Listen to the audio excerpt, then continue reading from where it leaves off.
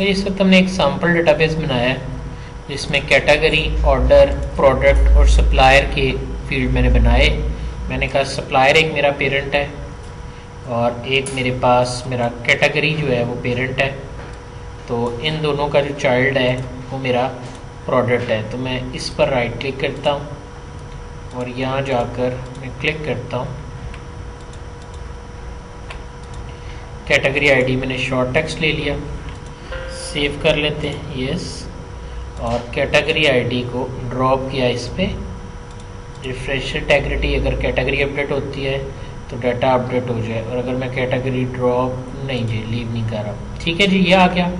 और इसी तरह मैं इसी रिलेशनशिप को ऑर्डर आता है, ऑर्डर प्रोडक्ट आईडी का आएगा। तो मैंने यहाँ जाकर प्रोडक्ट आईडी शॉर्ट टेक्स्ट लिया हुआ है, शॉर्ट टेक्स्ट, और यहाँ पर मेरा जो प्रोडक्ट आईडी है वो ऑटो नंबर है, नहीं जी वो मैं शॉर्ट टेक्स्ट ही ले रहा हूँ। तो इस आईडी को मैं पकड़ कर इसके ऊपर ड्रॉप कर देता हूँ और ये मैं रिलेशनशिप बना देता हूँ। अगर प्रोडक्ट होगी तो ऑर्डर होगा, प्रोडक्ट डिलीट हो जाती है ऑर्डर डिलीट हो जाएंगे। ये आ गया जी 1 to many का रिलेशन है। अगर आप कहते हैं कि एक प्रोडक्ट सिर्फ एक ही दफ़ा सेल हो सकती है एक ऑर्डर में, फिर ये रिलेशनशिप कुछ इस तरह बनेगा कि हम दोनों को सिलेक्ट करेंगे और प्राइमरी की लगाएंगे जो कि कंपोजिट की कहलाएगी, सेव कर देंगे और इसको क्लोज कर देंगे। तो अब जब आप रिलेशनशिप बनाएंगे तो एक ऑर्डर में एक प्रोडक्ट एक ही दफ़ा आ सकती है। वैसे ऐसा चेक होता नहीं है, लेकिन ये है कि हमने कंपोजिट की लगाकर ये रिलेशन जो है ये बिल्टअप किया। ख़त्म करना है तो क्या करें, रिलेशनशिप डिलीट करना हो सिलेक्ट करके डिलीट कर दें, यस करेंगे तो ये ख़त्म हो जाएगा। यहाँ से मैंने इन दोनों को सिलेक्ट किया, डी सिलेक्ट कर दिया, ऑर्डर आईडी पे क्लिक किया, यहाँ से प्राइमरी की और इंडेक्स में जाके नो डुप्लीकेट्स को मैंने क्लिक करके नो डुप्लीकेट्स कर दिया,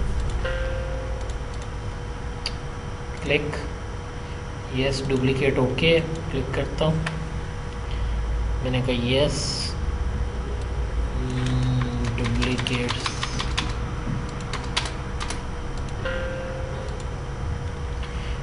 फिर यहाँ मेरे पास लिस्ट में ऑप्शंस आएंगी।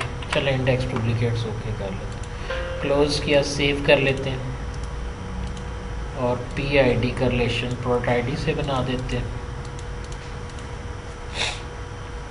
ऑब्वियसली आप पहले अपनी केस स्टडी अपने पेपर पे मुकम्मल करेंगे। अब ये मेरा स्केच है जी, मैंने इसके ऊपर पहले तो प्रोडक्ट के अंदर एंट्री करनी है।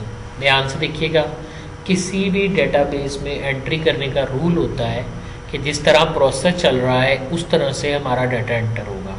मसलन सप्लायर से हम शुरू करेंगे डाटा एंट्री करना, क्योंकि सप्लायर सबसे पहले ज़रूरी है। सप्लायर हमें आएगा और फिर हम डिफ़ाइन करेंगे कि हमारे पास कुछ कैटेगरीज़ हैं। तो सबसे पहली एंट्री मैं यहाँ करता हूँ, मैं सप्लायर के टेबल में गया, मैंने यहाँ जाके कह दिया अली, उमर, अकरम, उस्मान, सादिया, सुफिया एंड साजिद। सो ये मेरे वर्कआउट में इम्प्लीमेंट है जो कि आता है, और अब हम इस वर्कआउट को आगे चलाते हैं। मैंने कहा जिनके फ़ोन नंबर डमी डाटा जो है वो आपने यहाँ पे एंटर कर दिया, ठीक है जी। ये मेरा सप्लायर हो गया। कैटेगरीज़ में आ जाएं तो मैं यहाँ पे 3 कैटेगरीज़ बना लेता हूँ। कैटेगरी आईडी 1 2 3 ही अभी मैं डमी एंट्रीज जो है वो दे रहा हूँ। हमने कह दिया प्लस वुड प्रोडक्ट्स, कहते हैं सपोज हम इसे कहते हैं ए प्रोडक्ट्स, बी प्रोडक्ट्स, सी प्रोडक्ट्स, डी प्रोडक्ट्स, कुछ भी हो सकती हैं। कैटेगरी का नाम देना है, इसको हम ई प्रोडक्ट्स कर लेते हैं। कैटेगरी नेम इसे आप कह दें वुड, प्लास्टिक, जो भी आप कहना चाहते हैं। आई जस्ट क्लोज दैट। अब ये भी इसका पेरेंट है तो ये अब इसमें एंट्री आएगी, यानी रूल हुआ 1 2, इस 1 की वजह से 3 और फिर ये 4, यानी अब मैं प्रोडक्ट एंटर करूँगा। अब प्रोडक्ट एंटर करते वक्त आपने सप्लायर की ही एंट्री डालनी है। तो मेरे पास सप्लायर जो है वो कौन कौन से वो 1 2 3 अप टू 7 तक सप्लायर्स हैं। और कैटेगरीज कौन कौन सी हैं, कैटेगरीज भी मैंने आई थिंक सो 1 2 3 में रखी हुई हैं, तो कोई इशू नहीं है। मैं यहाँ गया एंट्री में, अगर मैं एंट्री करते वक्त प्रोडक्ट आईडी तो आप कुछ भी दे सकते हैं, मैंने प्रोडक्ट आईडी 1 दी। अब जब मैं ओके करना चाहता था, बाहर आना चाहता, तो कहता था नहीं बाकी एंटर करो। तो नेम, प्रोडक्ट का नाम मैंने कह दिया, सपोज मैं इसे कह देता हूँ A1 प्रोडक्ट्स है, ठीक है। इसका सप्लायर कौन है, अब ये मेंशन करना ज़रूरी है क्योंकि रिलेशनशिप कंफर्म है। अब आपको मैंने यहाँ लास्ट टाइम सिखाया था कि आप ड्रॉप डाउन बनाएंगे, तो ड्रॉप डाउन बनाएंगे तो सप्लायर से आपके पास यहाँ डाटा नज़र आ जाएगा सेल्फ रिलेशन से। तो फिर यहाँ पे मैंने कह दिया सपोज 2 कैटेगरी, जो उसकी कैटेगरी है हमने कह दी कैटेगरी 3 है। देखिए अब एंट्री हो गई है, बाकी मैंने कुछ भी नहीं लिखा। मैं 2 करता हूँ, A1 अगेन कर देता हूँ या A2 कर देते हैं, और एक भी 2 3 इस तरह। फिर आगे 3 प्रोडक्ट करते हैं, A2 कर लेते हैं इसको भी, या A3 कर देते हैं। सप्लायर इसका जो है वो 1 है, कैटेगरी आईडी 1 है, और 4 A4 कर देते हैं, या सेकंड कैटेगरी, और 3 कर देते हैं जी। प्रोडक्ट प्राइस आप कह दें, मैं इन सब की प्राइस 20 30 40, और उसका स्टॉक इन स्टॉक है, रीऑर्डर लेवल है। ये अब आपकी केस स्टडी पे डिपेंड करता है कि कितनी आपके पास जो प्रोडक्ट है। ड्यू डेट, अगर आपकी एक्सपायर हो रही है प्रोडक्ट तो उसकी डेट्स भी आप यहाँ पे मेंशन करेंगे। आपके डेटाबेस में क्यूरीज में ये सलाहियत होती है कि ये आपको मैं प्योरीफाई करके बता सकता हूँ कि जिनकी डेट एक्सपायर होने में 10 दिन रहते हैं, 20 दिन रहते हैं, महीना रहता है, हम वो भी यहाँ से देख सकते हैं। जैसा मेडिकल स्टोर के ऊपर अब गवर्नमेंट ने इम्प्लीमेंट कर दिया है कि एक्सपायर मेडिसिन का रिकॉर्ड उनके पास होना चाहिए। अगर उसके अलावा छापा पड़ता है तो कोई अगर आपकी ऐसी प्रोडक्ट निकल आती है तो वो यहाँ पे ख़त्म हो जाएगी। सो अब उनके ऑर्डर हैं, हम इसकी बाद में बात करते हैं। पहले मैं ज़रा सप्लायर का डाटा देखता हूँ। अब यहाँ पर सप्लायर में इनके फ़ोन नंबर्स भी मैंने साथ में दिए हुए हैं, चाहे डमी नंबर्स हैं। मैं चाहता हूँ कि मैं और साथ में एक और फील्ड यहाँ ले लेते हैं डिज़ाइन में, यहाँ पर इनका जेंडर GENDR जेंडर ले लेते हैं, और एक हम इनका एड्रेस भी ले लेते हैं। जेंडर को मैं शॉर्ट एक्स रखता हूँ, ठीक है जी। और जेंडर के लिए हम डिफ़ॉल्ट वैल्यू जो है वो वैलिडेशन डिफ़ॉल्ट वैल्यू M कर लेते हैं। सेव क्लोज, और यहाँ जाकर हम इसके ऊपर राइट क्लिक डिज़ाइन। अब इसको मैंने रन किया, मेरे पास कैप्स ऑन कर लेते हैं।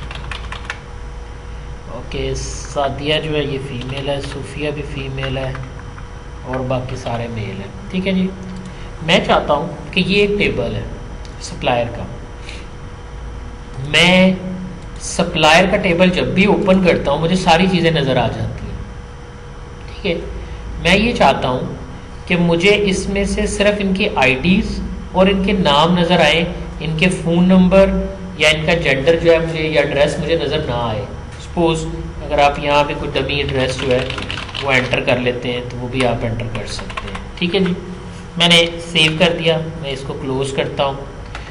अगर आप किसी भी सिंगल टेबल से डाटा फिल्टर करके लाना चाहते हैं, यानी डाटा प्योरीफाई करना चाहते हैं, तो आप क्या करेंगे, आप प्योरीफाई फिल्टर करने के लिए क्यूरीज का इस्तेमाल करेंगे। क्रिएट, मैंने यहाँ से क्लिक किया, क्यूरी डिज़ाइन। आपकी मर्जी है, आप क्यूरी डिज़ाइन से भी बना सकते हैं, विज़िट से भी बना सकते हैं, बट डिज़ाइन मुझे ज़्यादा कंट्रोल देता है एज़ कम्पेयर टू विज़िट। मैं कौन से क्यूरी किस टेबल से बनाना चाहता हूँ, मैंने सप्लायर सेलेक्ट किया, मैंने ऐड कर दिया। ऐड करने से जिस तरह आपने रिलेशनशिप विंडो में देखा था ना, उसी तरह से आपके पास यहाँ पर भी अब क्या हुआ है कि आपके पास जो क्यूरी मोड है उसमें आपका सप्लायर का टेबल आपको नज़र आ रहा है। अब इस सप्लायर के टेबल में क्या क्या चीज़ें हैं, मैंने कहा एक आईडी मैंने शो करवाना है, और एक मैंने उसका नाम शो कराना है। अगर मैं ये स्टार दबा दूंगा ना तो सारा डाटा आ जाएगा, ठीक। मैंने ये करवा के तो यहाँ पर वर्किंग कर दी, लेकिन मैं जब इसको रन करता हूँ, देखें अब पूरा डाटा नज़र आ रहा है, लेकिन सिर्फ SID नज़र आ रहा है और S नेम नज़र आ रहा है। मेरे पास यानी इनकी वर्किंग चेंज हो गई है। मैं चाहता हूँ कि ये एस नेम अच्छा नहीं लग रहा, तो इसके ऊपर मुझे मैं गया और मैंने यहाँ जाके कह दिया कॉलन, इधर मैंने कहा STUDENT, सॉरी कैप्स ऑफ कर लेते हैं, मैंने कहा STUDENT स्टूडेंट नेम, मैंने यहाँ हेडिंग दे दी। मैंने इसको सेव कर दिया। सेव करने के बाद इसको सेव किया, क्यूरी STUDENT स्टूडेंट के नाम से मैंने इसको सेव कर लिया। मैं इसको क्लोज करता हूँ। मेरी क्यूरी लिस्ट में एक नई एंट्री हो गई है क्यूरी की, क्यूरी स्टूडेंट, और ये मेरे सिंगल टेबल से डाटा फिल्टर करके ला रही है। अब देखें, आप नया डाटा एंटर करेंगे ना तो सिर्फ उसका आईडी और नेम नजर आएगा, जो उसका बाकी स्टेटस था वो नजर नहीं आया। तो ये मेरी पहली फॉर्म थी जब मैंने क्या किया, मैंने किसी भी सिंगल टेबल से कुछ स्पेसिफिक डाटा जो है वो गेन कर लिया। I just close their save. मैं इसी को कॉपी करता हूँ क्यूरी को, और इसका नाम मैं रख देता हूँ फिल्टर क्यूरी। ओके, ये क्यूरी है। मैं इसको डिज़ाइन में लेके जाऊंगा, वही मॉड है, एक डिज़ाइन मॉड है, एक डाटाशीट मॉड है। एसक्यूएल की बाद में बात करते हैं। मैंने डिज़ाइन पे क्लिक किया, मेरे पास यहाँ 2 फील्ड थे। अगर मैं कोई और फील्ड ख़त्म करना चाहता हूँ तो आप इसको डिलीट कर दें, इसको भी डिलीट कर दें। सारे देखने स्टार करेंगे तो सारे के सारे फील्ड आ जाएंगे। अगर आप रन करें तो आपका सारा डाटा जो टेबल से मेरे पास रिटर्न हो गया है। लेकिन अगर मैंने सारे शो करवाना है तो मैं टेबल शो करा लेता हूँ, मुझे इसकी क्या ज़रूरत है। ठीक है, मैं क्या कहता हूँ, मुझे आईडी शो कराना है, नेम शो कराना है और जेंडर शो कराना है। मैंने सेव किया। अब आपके पास एक नया फील्ड एंटर हो गया है जेंडर के नाम से। लेकिन मैं चाहता हूँ कि मैं सिर्फ मेल के रिकॉर्ड शो कराऊँ इस क्यूरी में, तो मैं यहाँ जाऊँगा और यहाँ ऑप्शन है क्राइटेरिया। इस क्राइटेरिया के आगे जिस फील्ड पर आपको क्राइटेरिया देना है वहाँ जाकर आप लिख दें एम। खाली एम लिखेंगे ना तो वो खुद ही इसको डबल कोट्स में कन्वर्ट कर देगा। मैंने इसको सेव कर दिया। मैं इस क्यूरी को बंद कर देता हूँ। जब मैं क्यूरी को रन करूँगा तो मेरे पास देखें सिर्फ मेल स्टूडेंट्स के रिकॉर्ड आ रहे हैं। सादिया और सूफिया जो है उनका डाटा जो है वो मुझे यहाँ नज़र नहीं आ रहा। यानी मैंने क्या किया, मैंने इस टेबल में एक फिक्स्ड रूल के मुताबिक जो है ना डाटा फिल्टर कर लिया। ठीक है, मैं इसकी कॉपी करता हूँ, पेस्ट कर देता हूँ। मुझे यही क्यूरी चाहिए लेकिन फिक्स्ड नहीं, वेरिएबल। मैंने वेरिएबल के मुताबिक डाटे को डिज़ाइन में ओपन किया। अब यहाँ पर मुझे मेल नहीं चाहिए। मैं चाहता हूँ जब मेरी क्यूरी चले तो वो मुझे रन टाइम पे पूछे कि आपको किस तरह का डाटा जो है वो चाहिए। यहाँ तक कोई बात अगर पूछने वाली है तो पूछ सकते हैं। हमने कहा था कि जेंडर में मैंने मेल लिखा है। ठीक है, मैं यहाँ इसको रिमूव कर देता हूँ, 2 स्क्वायर ब्रैकेट्स लगाई, इसके दरमियान डबल कोट्स लगाए। अब यहाँ आप अपना मैसेज प्रिंट करेंगे। मैंने कहा प्लीज सिलेक्ट जेंडर। ठीक है, अब जेंडर उसने क्या मेंशन करना है, इन 2 ब्रैकेट्स के अंदर जैसे आप लिखेंगे ना, स्क्वायर ब्रैकेट्स मैंने लगाई हैं। मैंने कह दिया एम और एफ। अब रन करें, सेव, क्यूरी को रन किया। अब देखें एक पैरामीट्रिक वैल्यू मैंने पास की है, वो कह रहा है प्लीज एंटर जेंडर एम और एफ, आप मेल या फीमेल बताएं। मैंने यहाँ कह दिया एम। अगर मैं एम कहता हूँ, बड़ा लिखे छोटा लिखे कोई फर्क नहीं पड़ता, तो सिर्फ मेल का डाटा आएगा। अगर मैं यहाँ पर रन करते वक्त एफ कहता हूँ फिर फीमेल का डाटा आएगा, मेल का नहीं आएगा। तो इस तरह आप अकॉर्डिंग टू क्राइटेरिया जो है वो अपना डाटा जो है वो लेके आ सकते हैं। ठीक है जी, मैंने यहाँ पे इसको कर दिया क्लोज। ओके, ये होगी मेरी क्यूरी। पहले मैंने सिंगल टेबल से डाटा गेट किया, फिर मैंने मल्टीपल फिक्स क्राइटेरिया से गेट किया, फिर मैंने वेरिएबल क्राइटेरिया से गेट किया। अब की दफ़ा मैं दोबारा जाता हूँ क्रिएट, और फिर मैं क्यूरी बना रहा हूँ क्यूरी डिज़ाइन से। अब की दफ़ा मैं प्रोडक्ट के टेबल को पकड़ता हूँ और प्रोडक्ट के टेबल से क्यूरी बनाता हूँ। मैं कहता हूँ जी मैं यहाँ पर ये चाहता हूँ कि मेरे पास प्रोडक्ट आईडी आ जाए, उसका नाम आ जाए। ठीक है, और क्या आ जाए, उसकी प्राइस आ जाए। ठीक, और जनाब मैं क्या चाहता हूँ, अच्छा जी बस एक ये काम चाहता हूँ। सेव कर दिया मैंने अपनी क्यूरी को, और ये क्या था, प्रोडक्ट प्राइस। ओके, अब रन करें। देखिए सिंगल टेबल से मैंने डाटा गेट किया है, 10, 20, 30, 40। मेरे पास जो डाटा आया है वो बड़ी तरतीब से आ गया। आप कहते हैं सॉर्ट कर दें, मैं कहता हूँ प्राइस वाइज इन्हें सॉर्ट करें। आपके पास एक असेंडिंग ऑप्शन होती है। यहाँ से मेरे थोड़ा सा इंस्टॉलेशन इश्यूज हैं, जहाँ पे लिस्ट में आता नहीं है, यहाँ आएगा असेंडिंग या डिसेंडिंग। तो जैसे मैंने यहाँ पे असेंडिंग सेलेक्ट कर दिया, अब छोटे से बड़े की तरफ आएगा 10 20 30 ऑलरेडी, क्योंकि पहले ही ऐसे था। अब मैं यहाँ पे चेंज करता हूँ और डिसेंडिंग कर देता हूँ। मैंने डिसेंडिंग किया, सेव करता हूँ। अब आप देख सकते हैं रिवर्स ऑर्डर में मेरे पास ऑप्शंस आ गई हैं, यानी आप यहाँ से सॉर्ट ऑप्शन भी यूज़ कर सकते हैं। यही मेरा फिल्टर क्राइटेरिया वाली ऑप्शन थी, एक वेरिएबल क्राइटेरिया वाली जो पिछली क्यूरी थी। मैं इसी क्यूरी को दोबारा से ले रहा हूँ और इसको 2 कर देता हूँ। ओके किया, डिज़ाइन में इसको ओपन कर रहा हूँ। डिज़ाइन में मैंने ओपन कर दिया। यहाँ जब मैं दिखता था तो मुझे, अगर मैं एम लिखता था तो मेल के रिकॉर्ड आते थे, लेकिन अगर मैंने एम लिखा है तो ये मेल जो है ये तो नज़र नहीं आना चाहिए ना कॉलम, क्योंकि ये तो ऑलरेडी श्योर है कि मेल का ही डाटा आएगा। तो ये कॉलम मुझे नहीं चाहिए। अगर आपको कोई भी डाटा नहीं चाहिए तो आप यहाँ से जाकर शो में ये चेक है इसको ऑफ कर दें, तो आपका ये जो भी वर्किंग होगी यहाँ से ख़त्म हो जाएगी। इसको मैंने सेव कर दिया, मैं इसको रन करता हूँ। अब मैं अगर एम या एफ लिखूँगा तो सिर्फ डाटा आएगा, एम या एफ जो है वो नज़र नहीं आएगा। याद रखिएगा, आप एक ही वक्त में एक से ज़्यादा क्राइटेरियाज भी दे सकते हैं। मसलन मैं कहता हूँ जिस बंदे का नाम ये है और उसका जेंडर ये है, या जिसका आईडी ये है, सिर्फ उसका डाटा है। मसलन मैं यहाँ पे कहता हूँ एंटर आईडी।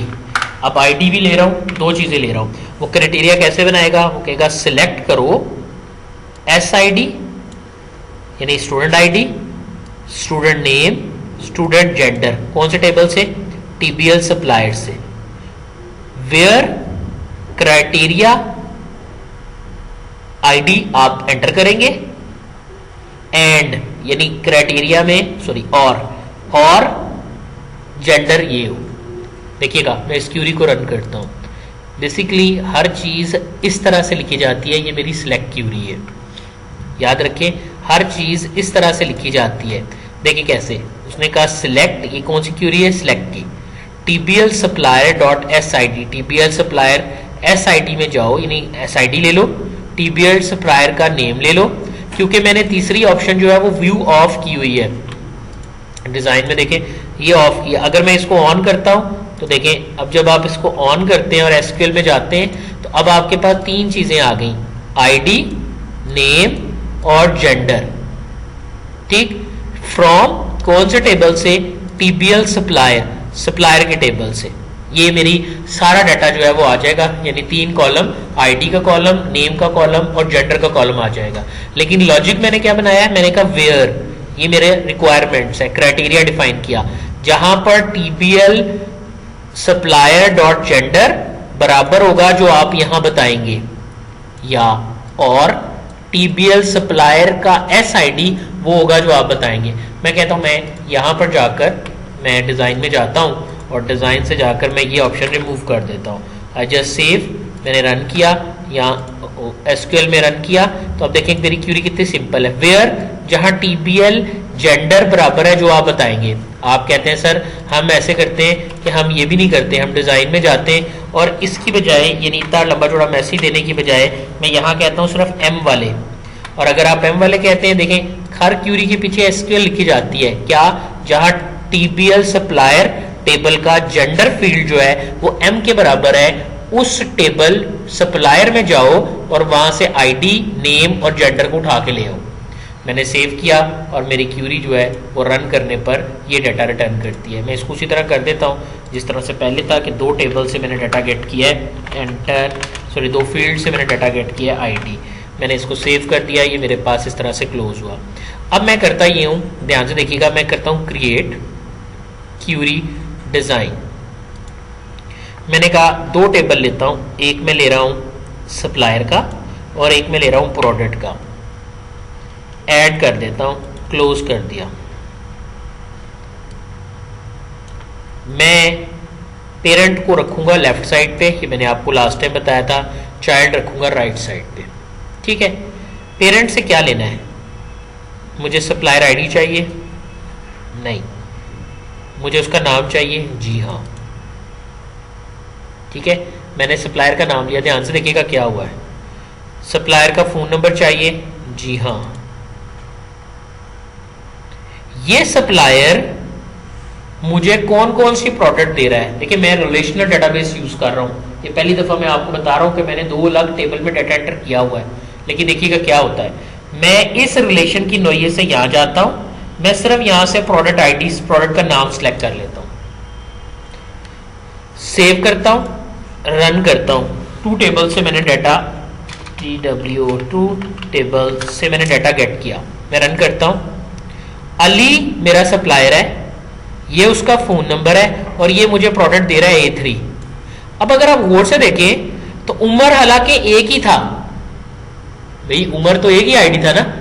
एक उमर मुझे A1 का रिकॉर्ड भी दे रहा है, एक उमर मुझे A2 का रिकॉर्ड भी दे रहा है और उमर मुझे A4 भी प्रोवाइड कर रहा है। तो ये है रिलेशनल डेटाबेस, यानी मुझे बार बार उमर का नाम लिखने की बजाय मैंने एक ही दफा रिलेशन बनाया तो उसने खुद ही देखा कि उमर में कौन कौन सी चीजें मैच कर रही हैं प्रोडक्ट के टेबल से। तो A1 मैच कर रही है प्रोडक्ट, A2 प्रोडक्ट मैच कर रही है और A4 प्रोडक्ट मैच कर रही है। यानी अब मैंने 2 टेबल से अपना डाटा जो है वो गेट कर लिया। अगर आप चाहते हैं सर फोन नंबर बाद में आए तो आप किसी भी फील्ड को पकड़कर ड्रैग ड्रॉप कर सकते हैं। अब आप इसको सेव करें, रन कर दें। अली A3 प्रोडक्ट दे रहा है, उमर A1 भी लेके आ रहा है, उमर A2 भी लेके आ रहा है और उमर A4 भी लेके आ रहा है। कल को अगर मैं अपने डेटाबेस में डाटा में चेंजिंग करूंगा तो वो इस रिकॉर्ड से चेंज हो जाएगी। अब जरा इसकी क्यूरी देखते हैं SQL में। मैंने क्या कहा है, सिलेक्ट TBL स्टूडेंट नेम, ये कौन से, देखिए पहले table name dot field name, फिर TBL product table name dot field name product name, फिर table name dot field name, यानी 2 फील्ड TBL सप्लायर के हैं और 1 फील्ड TBL प्रोडक्ट का है। कौन से टेबल से, फ्रॉम TBL सप्लायर, यानी याद में रखिएगा कि मेरे पास जो मेन टेबल है वो कौन सा, सप्लायर का। यानी सप्लायर में जितना भी डाटा होगा उससे मिलते जुलते फील्ड्स मैंने कहां से लेने हैं, मैंने अपने टेबल प्रोडक्ट से लेने हैं। तो मैंने ज्वाइन कौन सा लगाया, अगर आपको याद हो ज्वाइनिंग मैंने आपको लास्ट टाइम पढ़ाई थी, मैंने कहा inner join TBL product on TBL supplier ID is equal to TBL product dot supplier ID। देखिए TBL प्रोडक्ट के टेबल में जो सप्लायर हैं वो TBL सप्लायर के टेबल के सप्लायर आईडी से मैच करें, जो मुश्तरक होंगे TBL प्रोडक्ट में उनको मेरे पास रिटर्न कर दे। ये इस लाइन का मतलब है। ये आपकी कौन सी क्यूरी थी, ज्वाइन की क्यूरी थी। तो मैंने सिलेक्ट में आपको क्या क्या बता दिया, सिंगल टेबल से डाटा गेट करना, मल्टीपल टेबल से डाटा गेट करना, सिंगल टेबल में फिक्स क्राइटेरिया लगाना, सिंगल टेबल में वेरिएबल क्राइटेरिया लगाना, सिंगल टेबल के अंदर किसी भी क्राइटेरिया को शो करना या SQL की मदद से क्यूरी लिखना। ये बेसिकली मेन मेरा वर्कआउट है। मोस्टली सिलेक्ट क्यूरी ही आपकी मेन क्यूरी गिनी जाती है। और याद रखिए बोलने में जैसा होता है सिलेक्ट करके लाओ, आपने कहा ये चीज पिक करके लाओ, तो सिलेक्ट क्यूरी वो क्यूरी है जो कि मुझे आंसर देती है। लेकिन अगर मैं क्रिएट करने में जाऊं तो मेरे पास, जब मैं क्यूरीज में जाता हूं तो मैं क्यूरी डिजाइन पे जब क्लिक करता हूं तो मेरे पास यहाँ टेबल तो काफी है, लेकिन देखिए ऊपर काफी ज्यादा ऑप्शंस आ रही हैं। पहली क्यूरी मैंने अभी आपको पढ़ाई है, ये क्यूरी कहलाती है सिलेक्ट क्यूरी। सिलेक्ट क्यूरी के बाद आपके पास फर्दर क्यूरीज के ऑप्शंस हैं, आप यहां से इन्हें भी देख सकते हैं और रन टाइम पे टेबल भी शो करके देख सकते हैं। यहां पे स्टॉप लेते हैं, कुछ पूछना चाह रहे हैं तो पूछ सकते हैं। Any question?